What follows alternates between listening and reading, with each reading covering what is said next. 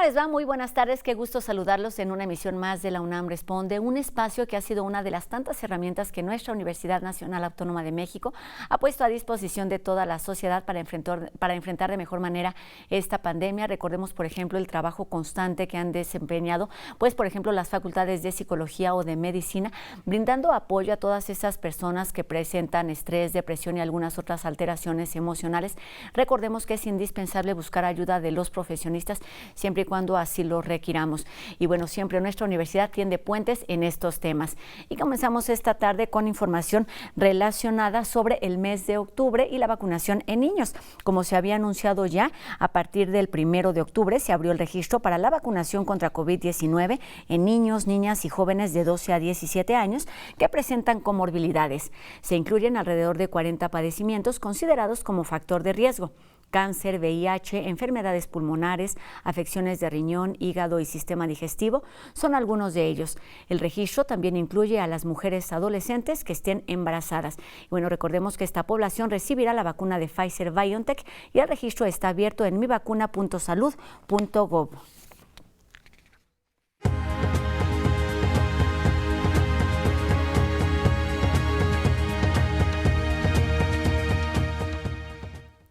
Fomentar la cultura de la transparencia, el acceso a la información y la rendición de cuentas requiere un esfuerzo de instituciones, y justamente esta tarde vamos a hablar de las necesidades y los beneficios para lograr esto a partir de un acuerdo firmado por la UNAM con InfoCDMX. Así que esta tarde me da mucho gusto saludar aquí en la UNAM Responde a Julio César Bonilla Gutiérrez, quien es maestro en Derecho por la UNAM y es el comisionado presidente del Instituto de Transparencia, Acceso a la Información Pública, Protección de Datos Personales y rendición de cuentas de la Ciudad de México, mejor conocido como InfoCDMX. ¿Cómo estás, maestro? Un gusto saludarte aquí en la UNAM Responde. Rosy, qué gusto, un abrazo fuerte y gracias por esta oportunidad. Pues muchos temas de qué hablar, escuchamos cada vez más frecuente estos temas de transparencia, de rendición de cuentas, de acceso a la información, y me gustaría justo empezar por ahí. No están en un paquete, o más bien sí están dentro de un paquete, pero cada una tiene funciones particulares. Platícanos qué son cada una y cuáles son los beneficios de fomentar esta cultura en estos conceptos. Como bien lo has dicho, Rosy, el acceso a la información pública y la protección de los datos personales en pleno siglo XXI están estrictamente vinculados con la rendición de cuentas y el combate a la corrupción. No podríamos entender a ninguna sociedad moderna, incluso a ninguna democracia constitucional, sin estos elementos que dotan de vigor y fortaleza a las instituciones y la sociedad. Y en México nos hemos dado la tarea de construir desde el mapa constitucional e institucional justamente el desarrollo progresivo de estos dos derechos fundamentales para la corrección de una serie de errores que de manera histórica se habían venido generando en nuestro país, y me refiero a paradigmas, a viejos paradigmas como la ausencia de rendición de cuentas, la opacidad, la propia corrupción y la arbitrariedad. Este modelo permite darle potencia y desarrollo a una democracia que está en crecimiento en nuestro país. Mencionas algo que es importante y esto tiene que ver con todos, no solamente con funcionarios, con autoridades, sino también con sociedad civil. ¿Cómo hacerlo consciente? ¿Cómo hacerlo extensivo a toda la población? De eso se trata. Este tipo de espacios en el que tú y yo estamos interactuando permiten construir una relación muy intensa, bidireccional, para el conocimiento público y social de los beneficios que tiene hoy en pleno siglo XXI la transparencia, el acceso a la información pública y la protección de los datos personales. Desde el Sistema Nacional de Transparencia nos hemos dedicado a construir alianzas estratégicas que fortalezcan la denominada pedagogía de la transparencia.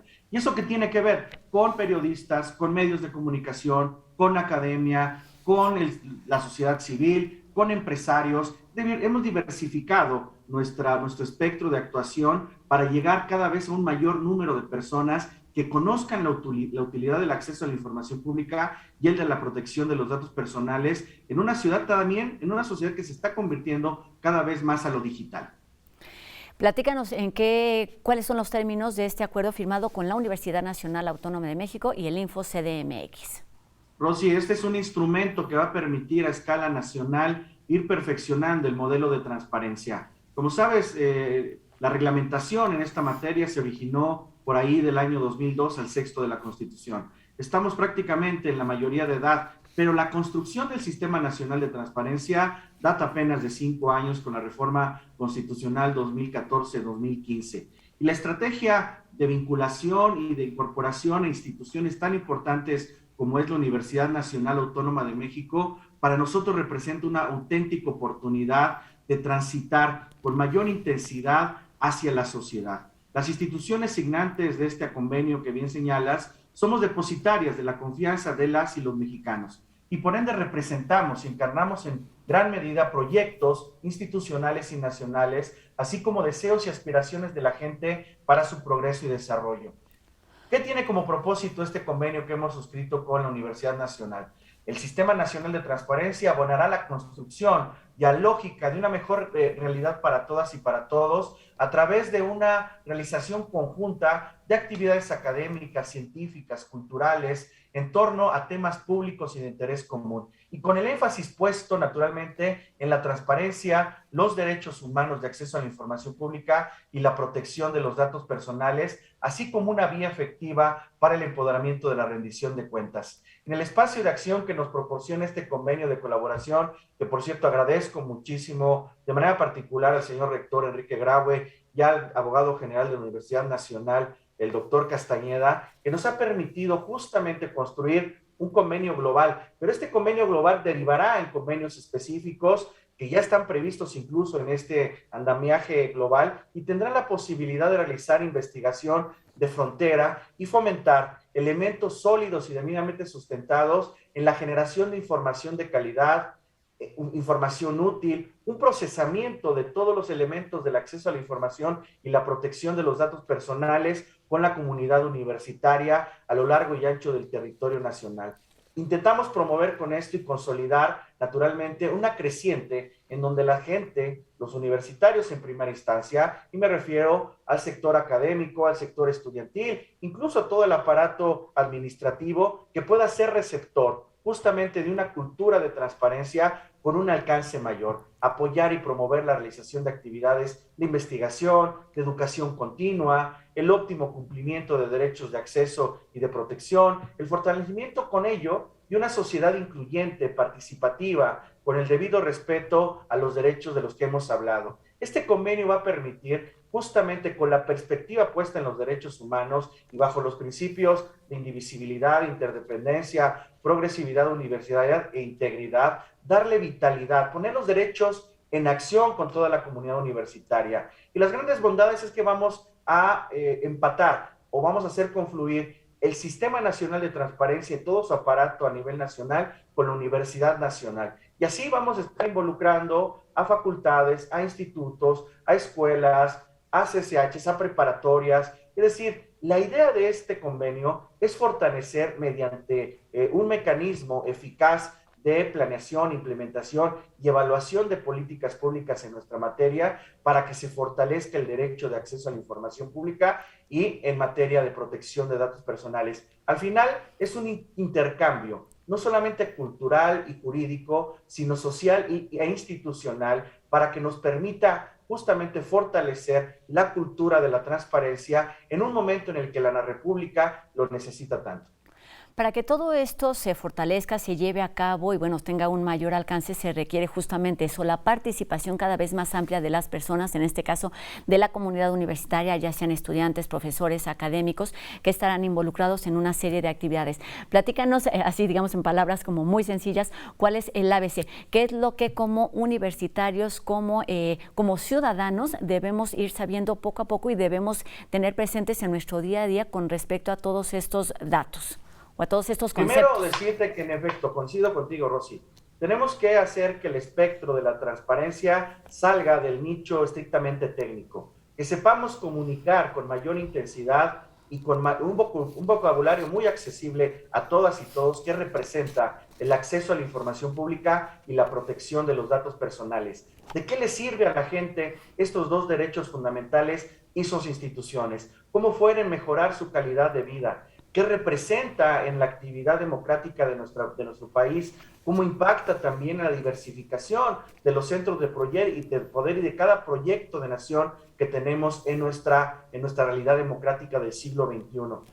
Y de eso se trata, que vía la convivencia y la interacción con la comunidad universitaria podamos facilitar estos procesos, insertando un elemento que me parece hacía falta ya hace un buen tiempo de que en el aparato educativo de nuestro país, en la educación media y superior, fundamentalmente con nuestra querida Universidad Nacional, empecemos a crear un motor académico que permita un acceso cada vez más viable de estos derechos. ¿Y a qué me refiero? A diplomados, a talleres, a maestrías, ¿por qué no a doctorados? Además, a materias específicas vinculadas con la transparencia y la rendición de cuentas, con la protección de los datos personales y el derecho al olvido y a la privacidad, identificar todas las posibilidades que nos brinda la Universidad Nacional en sus diferentes sectores para poder aprovechar este vínculo y fortalecer el derecho de acceso a la información pública y el de la protección de los datos personales. Como bien dices, las instituciones que se han abocado a estos temas pues tienen muy claro cuáles son los objetivos, cuáles son esos modelos de construcción en los que se están trabajando, y pues eso se busca, que este conocimiento permee cada vez a un mayor sector de la población. Y me gustaría que nos hablaras justo de esto, de cuáles son los beneficios de tener una sociedad bien informada con respecto no solamente a los beneficios personales, sino a una construcción de un país más saludable en términos electorales, en términos sociales, en términos jurídicos también. El siglo XXI ha marcado una serie de rupturas de paradigmas y uno de ellos tiene que ver con la alta participación de la gente en los asuntos públicos. Lo hemos visto al menos en las últimas 2 elecciones a nivel nacional. La cantidad de personas que más se involucran en este nivel de participación democrática es altísimo. El derecho de acceso a la información pública también está siendo utilizado con mucha intensidad por parte de la gente. Y de eso se trata, de que el derecho de acceso a la información pública como derecho llave que permite el ejercicio de otros derechos en una democracia moderna como la nuestra, le sirva a todas y todos. El instrumento de la democracia se utiliza también vía la transparencia. Los procesos democráticos de nuestro país, querida Rosy, debemos entender que no se agotan el día de la jornada electoral y que no se agotan en los procesos electorales. La democracia es una democracia viva, una democracia permanente, una democracia progresiva en la que todos y todas debemos participar. Y la información sirve fundamentalmente para transitar este viejo modelo en donde las élites o un pequeño grupo de personas que eran los gobernantes detentaban la información. Tú y yo recordamos ese viejo adagio donde le señalaba que información es poder o conocimiento es poder. La idea es trasladar la información y el conocimiento concentrado de un pequeño grupo a toda la población. Y con eso, ¿qué vamos a tener? Una población más participativa, una población más crítica, una población más virtuosa, una población que utilice información incluso en tiempos de emergencia como la sanitaria por la que aún estamos atravesando, para poder tomar decisiones útiles, verdaderamente informadas, que ayuden y beneficien al desarrollo democrático de nuestro país. Y el segundo elemento, Rosy, hay que decirlo, los gobiernos, se ha acreditado a nivel internacional que los gobiernos que hacen propia la transparencia son gobiernos que han crecido en su legitimidad. Es decir, los gobiernos que son abiertos, los gobiernos que son transparentes, son gobiernos que son percibidos cada vez como más democráticos, más influyentes, más justos, y eso permite un tema, la gobernanza en democracia. Y la gobernanza en democracia significa desarrollo, y eso es lo que buscamos vía este convenio de colaboración con la universidad más bella e importante de nuestra región y una de las más importantes de todo el mundo. Oye, cuando estamos hablando de derechos, muchas veces se nos olvida que también los derechos tienen límites, tienen un alcance, pero también están junto con algunas responsabilidades. Platícanos de esta que es la contraparte en cuanto a estos conceptos de derecho a la información. Ya se me fueron los otros conceptos también rendición de cuentas. Y rendición de cuentas. Exacto. Sí, mira, como bien lo señala Rosy, y vaya que es una gran pregunta. En el nuevo modelo de los derechos fundamentales o la teoría de los derechos fundamentales, fundamentalmente la alemana, se señala con toda claridad, ningún derecho humano es absoluto y necesita una convivencia con el resto de los derechos. Es decir, no hay una relación de suprasubordinación entre un derecho y otro. Tenemos que aplicar por eso los principios de progresividad, interdependencia y que marca justamente la profesionalización y actualización de las capacidades del Estado frente a una sociedad cada vez más exigente. La transparencia y la protección de los datos personales justamente es un modelo que recrea los ejercicios de límites de uno frente a otro.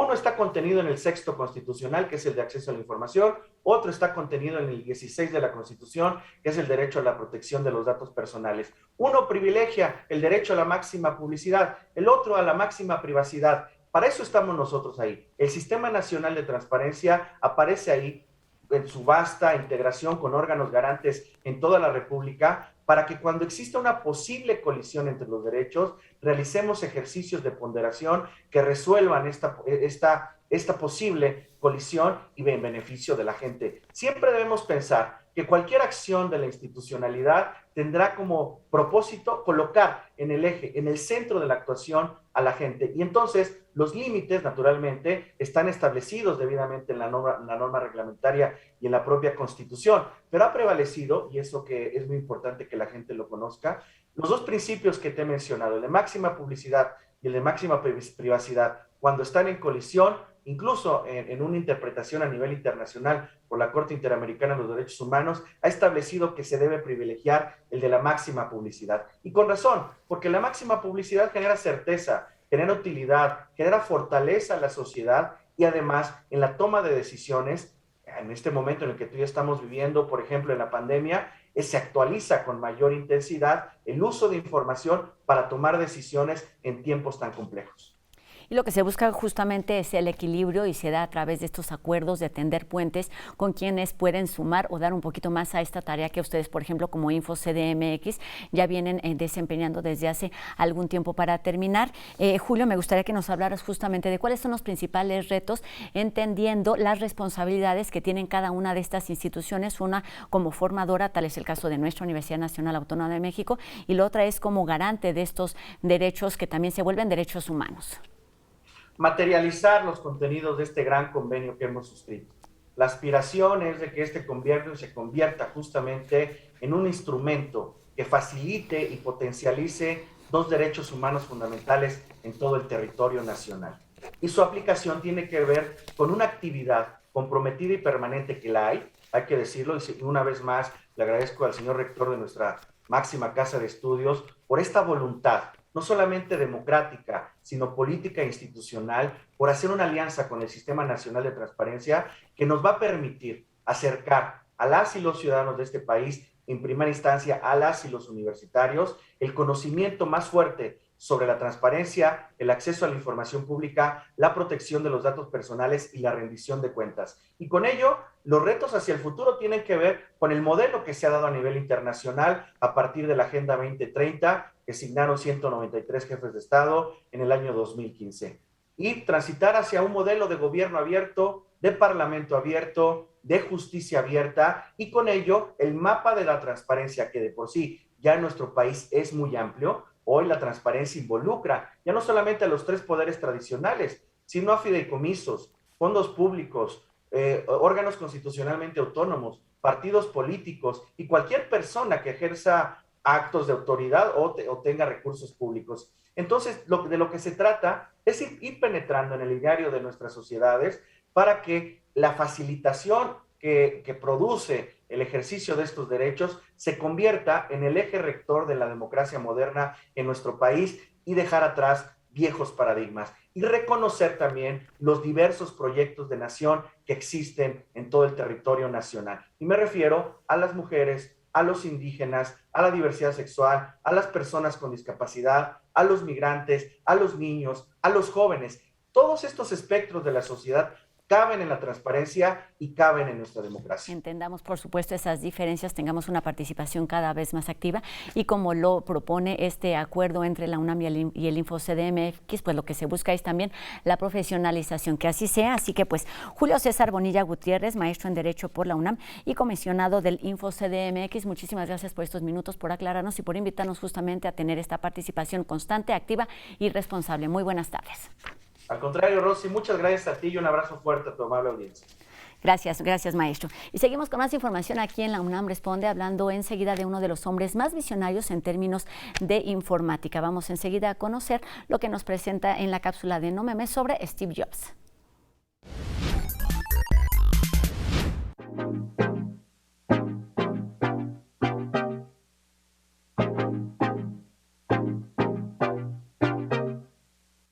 Érase octubre de 1994. La Internet, como la conocemos hoy, era totalmente distinta y aún muy primitiva cuando la empresa Netscape, encabezada por Jim Clark y Mark Anderson, anunciaban el 13 de octubre el lanzamiento del primer navegador popular de Internet, Netscape Navigator. Netscape lucía como un explorador atractivo, pues mantenía la idea de que su software para ingresar a Internet no debía tener ningún costo, pero poco a poco la gente comenzó a ser más demandante en cuanto a lo que deseaba de un explorador, que fuera rápido, sin bugs y sobre todo, compatible con cualquier sitio de la World Wide Web. Es justo ahí cuando Netscape comenzó a quedarse atrás, pues además de no ser precisamente dinámico con las exigencias de los códigos HTML y también por sus continuos bugs, Internet Explorer se sumaba a la competencia, lo que daba pie a la guerra de los navegadores. Esto no fue más que una guerra comercial entre Netscape de Mark Anderson por un lado y por el otro Bill Gates con Microsoft y su Internet Explorer, donde la batalla claramente se la llevó en ese entonces Internet Explorer, pues el 98% de la gente usaba dicho explorador gracias a Windows, que lo incluyó como parte esencial de su sistema operativo. Netscape posteriormente fue descontinuado para crear Mozilla Firefox, explorador que suele ser descargado irónicamente desde Internet Explorer, junto a Google Chrome y a veces Safari. Este último presume ser el navegador más rápido del planeta. ¿Y saben quién desarrolló Safari? Pues nada más y nada menos que Apple Inc., gracias a Steve Jobs, en el año 2003. A Steve lo recordamos como uno de los grandes innovadores de la informática, y quien le plantó cara a Microsoft cuando este dominaba el 80% del mercado mundial en cuanto a la compra de ordenadores se refiere. Jobs introdujo ideas nuevas como el iPod y la tienda de música iTunes, entre otras. En 2004, a Steve Jobs le fue detectado cáncer de páncreas y el 5 de octubre de 2011 lo veríamos partir derivado de esta enfermedad. Pero gracias a Jobs, hoy la tecnología ha pasado de ser de lo más complejo a lo más simplificado posible. Una de las últimas novedades que ha adicionado Apple a su marca fue la Apple Card en 2019. Una tarjeta de crédito pensada principalmente para ser usada en la Apple Play, y aunque actualmente solo está disponible para los usuarios en los Estados Unidos, su expansión por el mundo ha sido sumamente lenta, pues ni en Europa o en México hay rastros de ella. Pero es muy probable que dentro de muy poco la veamos circular a nuestros alrededores, ya que recién fue aceptada su incorporación a Canadá, y eso da muy buenos indicios del porvenir en 2022. ¿Y a ti? ¿Cuál es el gadget que más te emociona conocer en octubre? Nos vemos hasta la próxima.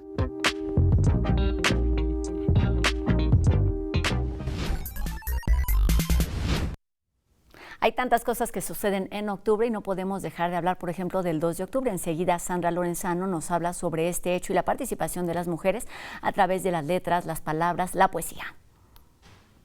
Por supuesto, en esta semana corresponde pensar y repensar el movimiento estudiantil de 1968.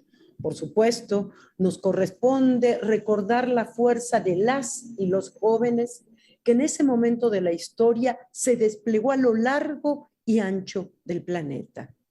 México no fue una excepción. En México, la población juvenil y especialmente aquella formada por estudiantes puso su energía de transformación en las calles para hablar de nuevas maneras de construir mundos, maneras diferentes al autoritarismo que se vivía en ese momento. Y no podemos no recordar la importancia del papel de las universidades en ese contexto, especialmente de las universidades públicas y en especial de nuestra UNAM con el rector Javier Barros Sierra a la cabeza.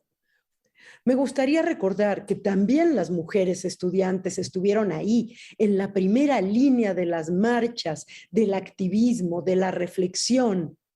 Y si unimos memoria, mujeres, universidad, qué mejor que conmemorar esta fecha tan importante que con un poema de la querida y brillante poeta y universitaria Rosario Castellanos. Les invito hoy entonces a que leamos el Memorial de Tlatelolco, un testimonio estremecedor de la matanza del 2 de octubre. Un testimonio que dice así: la oscuridad engendra la violencia y la violencia pide oscuridad para cuajar el crimen. Por eso, El 2 de octubre aguardó hasta la noche para que nadie viera la mano que empuñaba el arma, sino solo su efecto de relámpago. Y esa luz, breve y lívida, ¿quién? ¿Quién es el que mata? ¿Quiénes los que agonizan, los que mueren, los que huyen sin zapatos, los que van a caer al pozo de una cárcel, los que se pudren en el hospital, los que se quedan mudos para siempre de espanto? ¿Quién? ¿Quiénes? Nadie. Al día siguiente, nadie.